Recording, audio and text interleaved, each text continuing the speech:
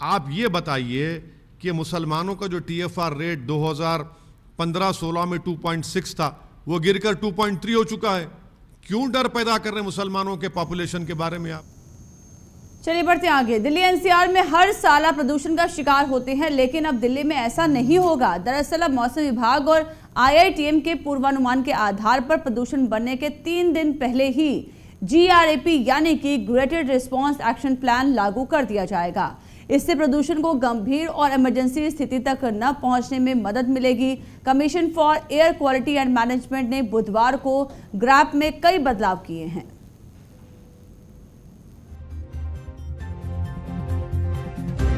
संशोधित GRAP के तहत अब इसके 4 चरण होंगे। प्रदूषण बढ़ने की संभावनाओं को देखते हुए रोक खराब स्तर से शुरू होकर इमरजेंसी स्तर तक की लगाई जाएंगी। CAQM की सब कमेटी लगातार स्थिति की निगरानी करेगी। चलिए बदलावों की स्टेज समझते हैं। स्टेज 1 AQI 301 से 400। इमरजेंसी स्तर को छोड़कर दिल्ली NCR के सभी डीजल जनरेटरों पर रोक लग जाएगी। होटल, रेस्तरां, ढाबे, भोजनालय आदि में कोयले, लकड़ी और तंदूर का इस्तेमाल बंद हो जाएगा। स्टेज 2 AQI 401 से 450। दिल्ली NCR में निर्माण और तोड़फोड़ पर रोक लगेगी। इसमें रेलवे, मेट्रो, एयरपोर्ट, ISBT, राष्ट्रीय सुरक्षा, डिफेंस, राष्ट्रीय महत्व के प्रोजेक्ट शामिल नहीं हैं। वहीं ऐसे काम जो प्रदूषण नहीं फैलाते हैं, जैसे प्लम्बिंग, इंटीरियर डेकोरेशन, इलेक्ट्रिकल और कारपेंटर आदि को भी छूट दी गई है। NCR में जो इंडस्ट्री PNG, क्लीन फ्यूल या बायोमास का इस्तेमाल नहीं कर रही है, उन्हें हफ्ते में 5 दिन काम की अनुमति होगी। ईंट भट्टे, hot mix plant, stone crusher नहीं चलेंगे। इसमें उन्हें छूट रहेगी जो PNG या बायोमास फ्यूल से चल रहे हैं। दिल्ली NCR में माइनिंग और इससे जुड़ी गतिविधियां बंद रहेंगी।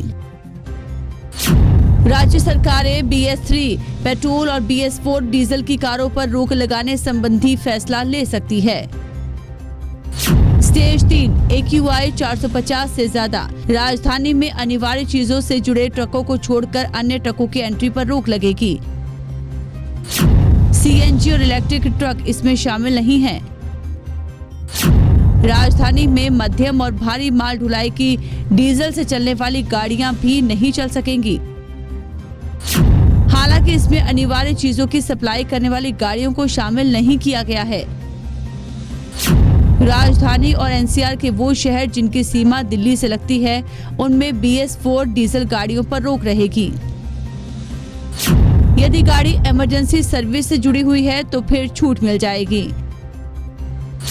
PNG, क्लीन फ्यूल और बिजली, बायोमास से चलने वाली इंडस्ट्री के अलावा अन्य सभी इंडस्ट्रियों पर रोक रहेगी।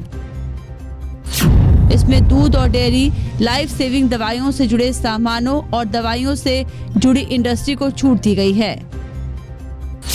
हाईवे, सड़क, फ्लाईओवर, ओवरब्रिज, पावर ट्रांसमिशन और पाइपलाइन से जुड़े लाइनर पब्लिक प्रोजेक्ट के निर्माण और तोड़फोड़ पर रोक लगेगी।